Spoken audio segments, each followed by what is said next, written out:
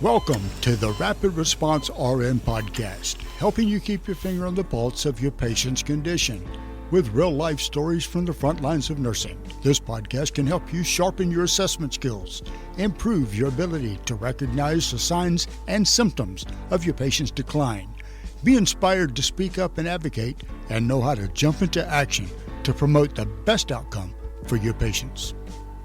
Hey everybody, I'm your host, Sarah Lorenzini, a rapid response nurse and educator who loves telling stories to teach critical thinking. On today's episode, we're going to talk about a time when I got the privilege to catch a baby and welcome into the world right in the middle of valet parking. And since I'm no expert on baby catching, I have invited a special guest to join me on the show. Ronnie Jo, welcome. I'm excited to have you with me to help break down what exactly is happening in the final stages of labor and what to do if you happen to find yourself on the catching end of birth. Hello, Sarah, and everybody tuning in. I'm really excited to be here and be a part of this story and, share my expertise and maybe some of the stories that, I have been a part of. Yay! I'm excited to have you. So before we dive into the story, I just want to take a minute to introduce you to my listeners. So let me start by saying Ronnie Jo is a badass midwife. She is exactly what I aspired to be like when I started nursing school. I wish you all could see her in the birthing room. She is strong and confident, yet brings calm and peace to the room when she walks in. She has seen me through my pregnancies and deliveries. She was there when my daughter gave birth to my grandson and has come to the ER to support my team when we're delivering babies in the trauma room. She is a strong patient advocate. She is an inspiring coach and cheerleader when her patients feel like they just can't keep going. She leads the team with grace and she empowers women. She is smart and funny and kind and compassionate. It is such an honor to have her here on my show. So Ronnie Jo, you obviously have found your calling, like everyone that knows you knows that. But how did you end up here as a midwife? What got you interested in midwifery in the first place? Yeah, thanks for asking this. From a very early age, I knew I wanted to take care of people. When I was little, probably around 6, I had to get my tonsils out. And, as a young child or girl, it's very scary, but I will never forget the amazing care that I got from the nurses. To the littlest things of bringing me a warm blanket when I lay on the stretcher, to the care afterward, holding the basin for me to throw up. From then on, I knew that nursing was what I wanted to do.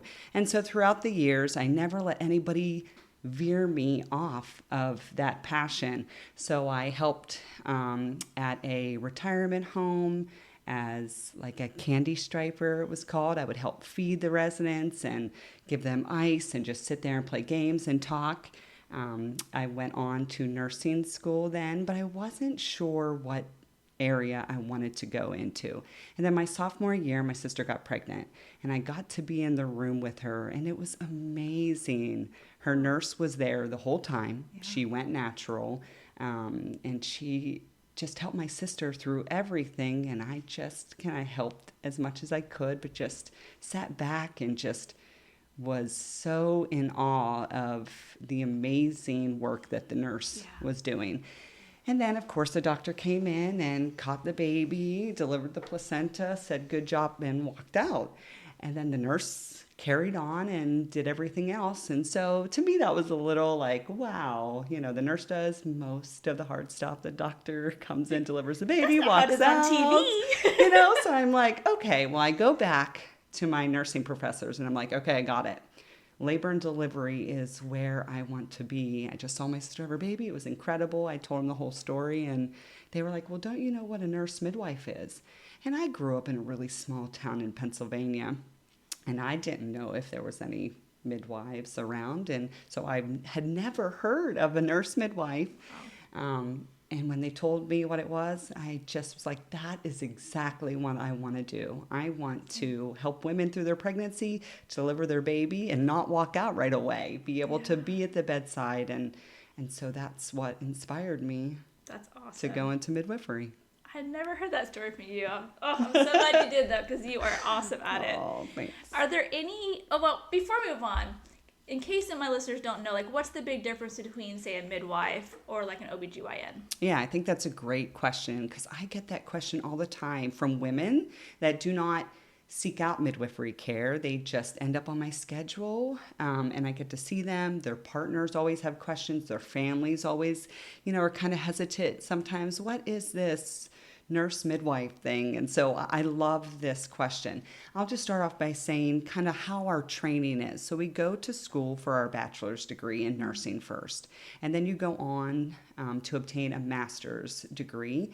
Mine's a master's in science, but is specific to midwifery. And so we become certified nurse midwives. So that's it took me about 6.5 years, and that includes lectures and classes and really intense clinicals. I remember, and at the time, of getting my master's, I was working full time as well. And so I would go to being at a birth and then go to work.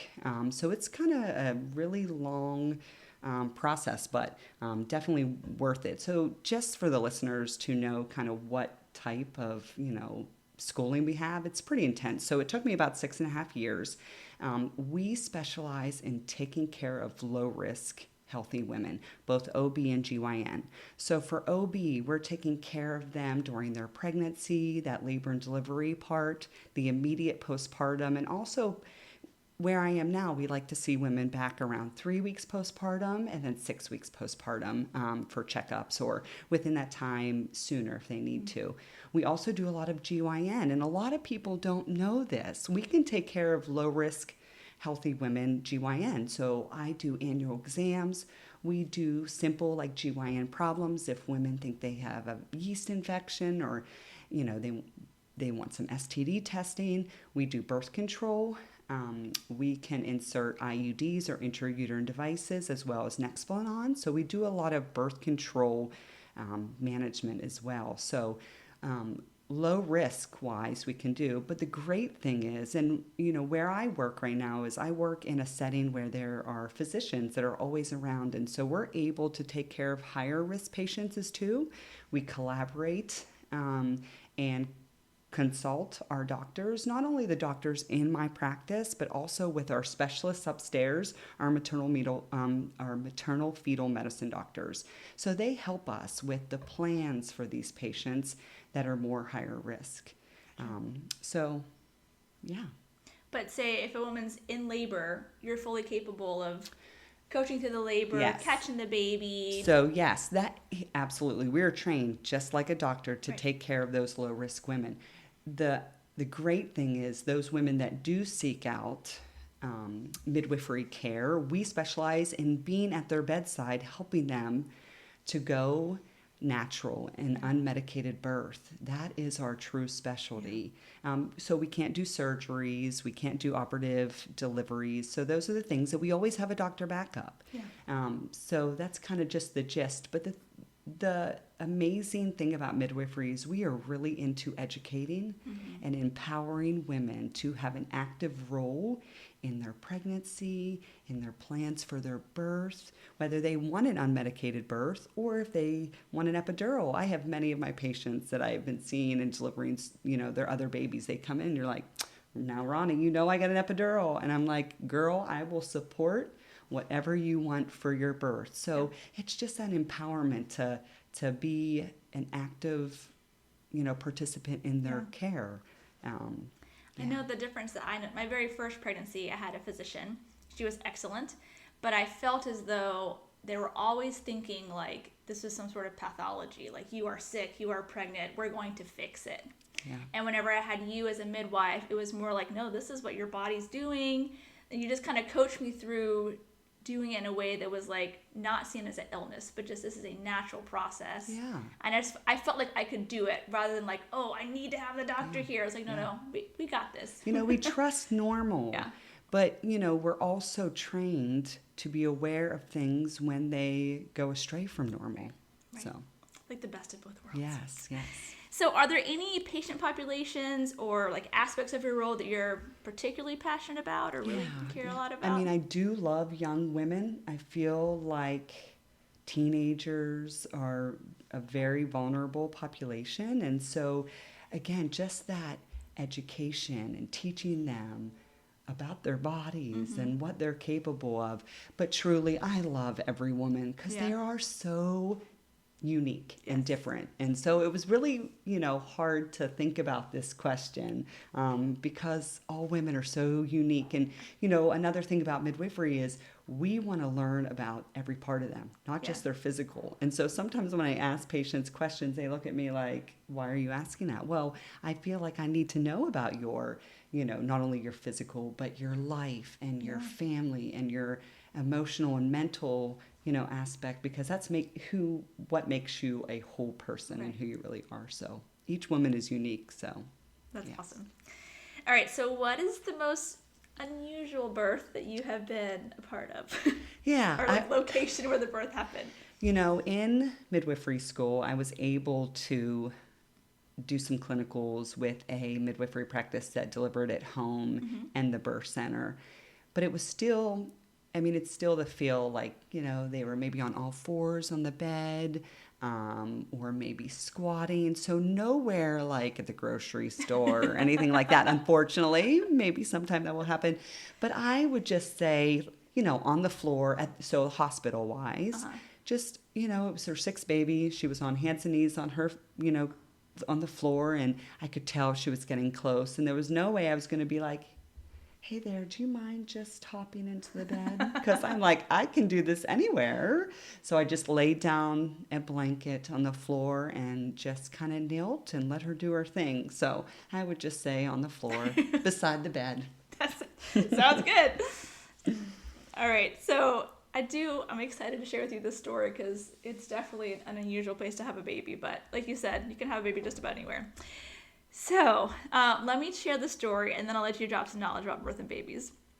Where I worked at the time, the only emergency pages that went out were code blue or rapid response. There was no special designation for there's a baby being born somewhere. So working my regular shift, I get my pager, it goes off, it says code blue valet parking. I'm like, okay. So I started running towards valet parking circle, and as I'm running there, I'm put my gloves on, pull them out of my fanny pack, mentally kind of preparing to do CPR inside someone's car. And as I'm running up, I see these two valet guys, and they're signaling me towards the car that has the back door open. And it's a small car, and I'm thinking, oh my gosh, I'm going to have to crawl into the back seat with this patient to resuscitate them, or get these valet guys to help me pull the patient out on the pavement. I'm just kind of preparing myself for all of this. But as I get closer to the car, I hear groans coming from the back seat, and I see a woman's feet sticking out of the back seat. And I'm trying to kind of put the pieces together that this is not a code blue. This is a woman in labor.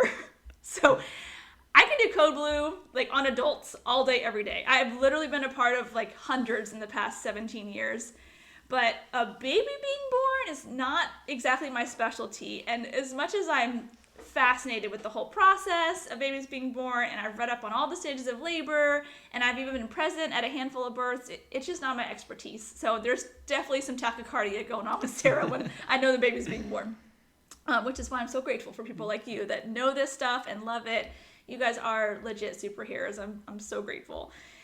Okay, so as I got to this woman, she has her butt barely on the back seat. She's perched up with her heels kind of resting on the back side of the car, and she's holding herself up with her hands, and she lets out this deep, primal groan, and her husband's still in the driver's seat, and he looks back to me, he said, is the baby coming? And I looked down to see the head crowning, and I said, yes. I yelled behind me, can somebody get me a blanket or a towel? I kneeled on the pavement facing the mom, I looked into the eyes, and I said, Mama, you can do this. And the next thing out of her mouth was this loud, ah! And with that, the baby flew out at me. And honestly, I barely caught the slimy thing. It was so slimy, and it came at me with so much more force than I was expecting. Someone arrived at that very moment with a towel, and I kind of half wrapped the baby up in it, and I started wiping off the mucus and this cream cheese looking stuff off of its face, and it was blue. And I was just trying to stay calm for these new parents. And just as I was about to start worrying, the sweet little slimy baby let out a big old cry and immediately started pinking up. And I swear I was as relieved as the mom was. So I plucked the baby on the mom's chest and continued to stimulate it and wipe off wipe off his face with a towel. And I said, "You did it, Mama! You did it! Your baby is here! You did it! Congratulations!" Like, I'm like tearing up in the process. "You did it!" I looked to the dad who's in the front seat, and he's like reaching back to kind of support his partner's back, also trying to take selfies with his phone of the baby and the mama. And I said, "Your woman is amazing. She just birthed a baby girl in the backseat of your car like a boss." So all three of us are crying.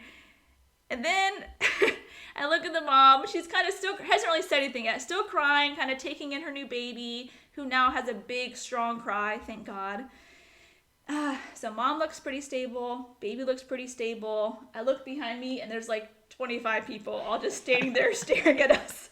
And I look kind of around me, and it looks like a murder scene. I mean, there's just so much blood and goop in the back of the car, and on the ground, and on my knees.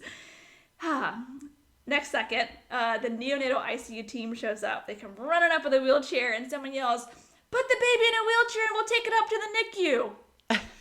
I looked back and I was like, the baby is pink and crying. I'm not putting it in a wheelchair. I invited the NICU doctor to come assess the baby to confirm my opinion, and he agreed there's no need to rush the baby to the NICU. So the mom mouths to me, "Thank you." But now we had the dilemma of how to safely transport these two to labor and delivery, because I didn't have any cord clamps and they're still attached to each other. So I said, "Does anyone have any cord clamps?" So I guess they sent someone to labor and delivery to get one. And finally, after like an eternity, someone came back and they brought one cord clamp. So we placed the clamp in the umbilical cord, and the placenta was still inside the mom. And so just as smooth as we could, we had the mama hold the baby. She stands up, pivots into the wheelchair, sits back down. Again, baby is on mama's chest, attached to the umbilical cord, which is still inside of mommy with the placenta. So they were still attached to each other.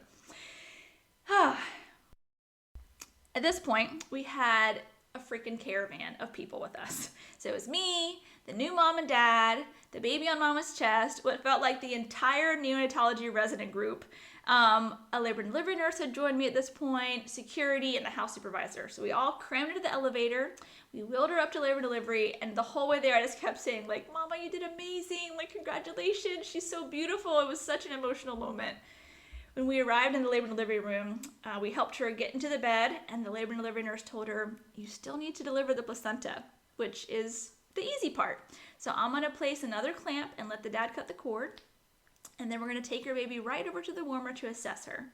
And the mom looked at me and pointed to my badge and then said to the nurse, "Her name is Sarah." No. The baby's name is Sarah. I was like, "Oh, what a lovely name." And she said, "Yeah, we considered the name for a while, but hadn't really decided on one until just now. So thank you, Sarah, for your help." And I was like, "My help? You did all the work. I was just the catcher." But it was an absolute privilege to be with you when Sarah was born. And with that, the dad cut the cord, and I watched as they brought Sarah over to the warmer. I stayed for a few more minutes and then said my goodbyes. But I would say that was one of the most exciting days of my career. And as I walked away, I thought to myself, I could do this every day. And then I remembered how much I love old people and managing emergencies, and decided to stick with what I know best. But from that day forward, I started carrying a cord clamp in my fanny pack, just in case. So Ronnie Jo, what are your initial thoughts? Was there anything that you might have done if you were responding to this birth, or how would you have directed that whole thing? Like, what do you do in that situation? Yeah, I think, maybe one of the most important things is just to delegate. If you come upon that again, who's around you, and just kind of delegate, "Hey, I need you to call, the charge nurse on labor and delivery." But it sounds like everything went amazing. So just a little, when you're in emergency and in a code, whoever's running it, to be able to delegate and say, "I need you to do this. I need you to do this." But, most of the time in a most normal verses, it just happens, and it's usually all good. So okay, yeah. Awesome. So can you take a moment and just talk about precipitous deliveries and what clues you look for to know that, oh yeah, this baby's coming soon, versus, oh no, we got some time? Yeah, most women they'll make some kind of cue that the baby is close to being born. I feel like most women will say the baby is coming. I mean, it's as simple as that. I could just be with a laboring woman in the room and her just working hard, and all of a sudden she says, the baby's coming. And in fact, it is. I mean, there are times another thing would be grunting. Mm-hmm. I mean, when the contraction comes and it's strong, she is going to be involuntarily pushing and grunting. And of course, if you can see the baby, it's coming. But those are the main things. Like a woman will say the baby's coming, or starts to make some low kind of deep sounds, or of course seeing the baby. So you know how like on the movies, she's like, oh my God, my water broke. And then the next second, like the baby flies out. How realistic is that, would you say? Because people get their education from TV. That does happen sometimes, but I feel like most of the time the water has been broke at some point prior to, getting close to delivery. So very rare that it happens like that. Right. Yeah. Right. So what are some things that you do or check for to promote a safe delivery for mom and baby? Yeah, at the hospital, we are, throughout labor, the rooms are getting prepared different ways. When the woman starts getting closer, we have like a delivery table kind of set up. We have a respiratory therapist and a baby nurse that attends each birth. And so they come and check the warmer and make sure it's all set up just in case of, an emergency when the baby comes out, if they're not as, stimulated and crying and pinking up. They have the equipment ready and set up. I mean, I think, some of the things that we do during the process is we have different types of fetal heart rate monitoring. There are some times where, and a lot of times people are in continuous monitoring where we're assessing the baby the whole time in labor. There are times we use intermittent monitoring. So that woman that wants to go unmedicated and get up and move around, and we know the baby is doing good, she can come off the monitor. And we have a policy for that at our hospital. So that's great. There are also times where we just do Doppler. So the little handheld Doppler, there are times where we can just use a Doppler throughout. So what if you have nothing? Like you're at Target and this woman starts laboring right there in the aisle. You got nothing. Yeah. What are like the top 3 supplies you'd want someone to bring you?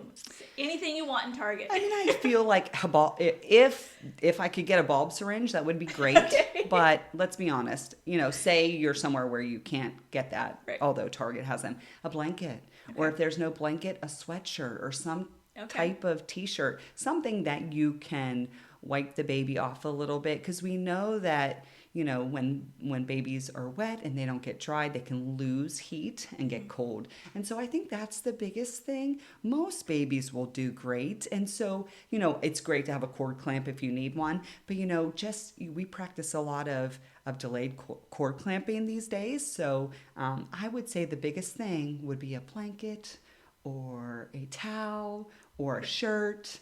And I can attest to, yes, it helps with warming the baby, but they're also really hard to get a grip on. Yes. Honestly, they're so slimy. Yeah. So something to help you like grasp the baby. Yeah. A curtain or like anything to help you hold a sock, because they come out slimier than they are in the movies. Let me just say that. And so if you don't have a bulb syringe, you could use that blanket or that towel to kind of, if you notice any mucus at the baby's mouth or nose, just to wipe it away. So yeah. All right, so you got your towel. Awesome. Someone's looking for a bulb syringe for you. Yeah. You may get it, you may not. And you see the head crowning. Like, what's the first thing you do to make sure like the baby's going to be okay to pop right out? Or like, what do you check anything down there? No, I mean, when the head's there and it's just crowning, I keep both my hands on the head. And maybe that's a part of midwifery, is that we really love to try to control that head and support the perineum of the woman. But no, once the head comes out, then something that people could check for is, you want to kind of just, go down their head to their neck area. And do you feel an umbilical cord anywhere? There are so many times I deliver babies with the cord around the neck and they come out fine. So, once the head comes out, if that's something you could just like feel their neck and see. And if you do notice it, and you feel comfortable and it's kind of loose, you can kind of just loop it over the baby's head. So then you free it from around the neck. And then the woman, when she's ready, and she probably is because she's going unmedicated and she just has so much pressure, she is going to push again. And that anterior shoulder, the shoulder that's right under the pubic bone, is what's going to come out next. And so many women are able to just kind of push, that anterior shoulder comes out, and then the rest of the baby flies out. Comes out so fast. Most of the time easy. And then, I just place the baby right on the mom's chest or belly. And so it doesn't have to be like in the movies where like the baby comes out and they just whisk them off to this warmer somewhere. You just put the baby in the mom's chest and that's totally fine. Yes. If the baby doesn't cry right away, I think the biggest thing is stimulation, which is part of like drying off. So 2 places that we encourage, if this happens to you, to stimulate the baby is their back, just rubbing their back or their foot. That will most of the time stimulate them to take that first deep breath and that first cry. That helps to stimulate them to do that. You can all breathe a sigh of relief when we hear that. Yes. So if anyone were to find themselves on a plane or some inconvenient location, any tips or advice you would give them? I think you've already talked about that. Anything else you want to add to that? Yeah, I think just staying calm. Okay. Just, taking a nice deep breath, letting it out, and staying calm, because a woman is going to need whoever is in that kind of main role to kind of stay calm, so that then she will probably be a little calmer. Yeah. But that's what I would say. Just stay calm and delegate. Yes. If you're on a plane, say, who has a blanket? Who has a towel? Is there anyone here that is a nurse, is a labor and delivery nurse, works in labor and delivery? And then, they can come and help as well. Awesome. Yeah. Yeah, staying calm is the hard part. That's something that you do really well, though. So another question for you, Ronnie Jo. One thing that I'm very passionate about is advocating for my patients. Even if it means I feel uncomfortable and I have to really kind of go head to head with the team to get what my patient needs. I know you must encounter that as a midwife probably frequently. Mm-hmm. How do you do that, both like mentally, emotionally? Like, what verbiage do you use when you know something's up with your patient and you need to advocate for them? How do you do that? Yeah, I think that's a great question. I think that just being confident, starting off just being confident, knowing your patient, knowing what's going on. Because if they start asking you questions back, you just know everything and are able to, do that S-bar, right? Mm-hmm. Like that way of communicating, whether it's like you're giving a report to the next nurse or you're on the phone with that doctor and you need to tell them exactly why you're concerned and what is going on, and just being persistent.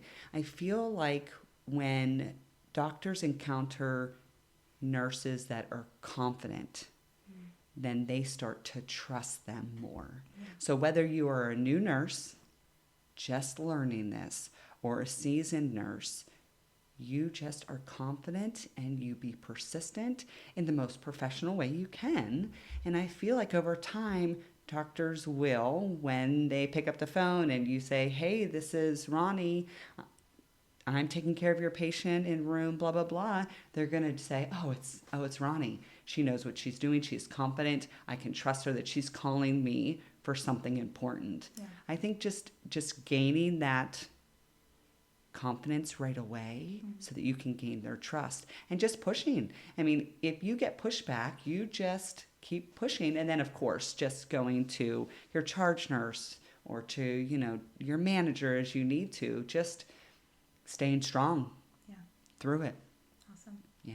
Thank you, Ronnie. Okay, so final question. Is there anything, advice or wisdom that you wish you knew before you started your career that you want to share with like a brand new nurse or anyone who's listening to my podcast? I say follow your heart. I will never forget, growing up and always wanting to be a nurse. And when people would ask me, what are you going to do when you grow up? And I said, I'm going to be a nurse. And they were like, no. And I was like, yes.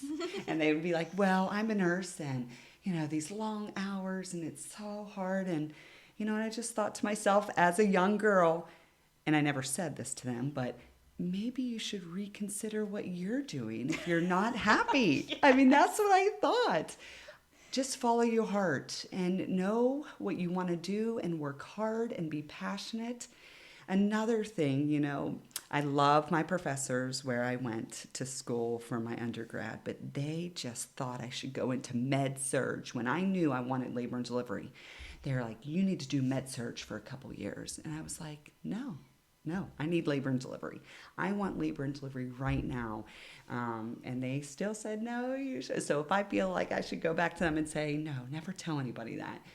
So I got a job right away out of nursing school at Georgetown University Hospital.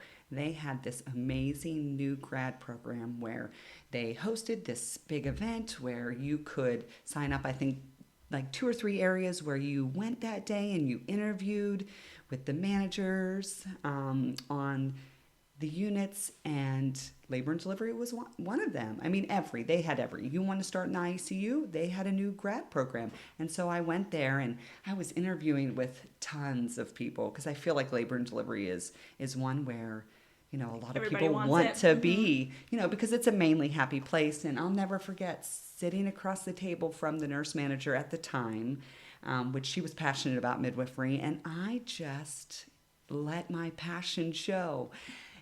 Public speaking and interviewing is sometimes hard, but I tell people, if you are just passionate, let it shine through with an interview and it will happen. And so I think there were 20 people interviewing and they were only taking 5. And I told her my goals. I was like, listen, I want to be a nurse midwife someday and I love labor and delivery. I told her about my sister's experience and so I think that's the biggest thing is if you know where you want to be and what you want to do, just follow it and work hard and don't get discouraged. Every job has pros and cons. You'll have hard days when you leave work, but there are so many good days that overshadow that. That's right. Yeah. Ronnie Jo, thank you so much for agreeing to be on this episode. I'm so grateful to have you on my podcast. Thank you for sharing your knowledge and your passion with my listeners. You're truly a hero in my book, and you make such a difference in the world.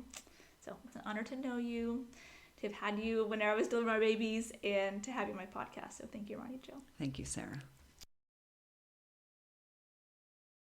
Well, that's it for today's episode. If you like this podcast, I'd love to hear from you.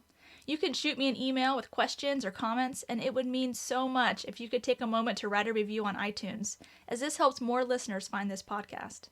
Thanks for listening, and I hope you learned something that will save a life. Remember, nursing is a team sport, so trust your intuition and don't give up advocating until you are confident you've done what's right by your patient.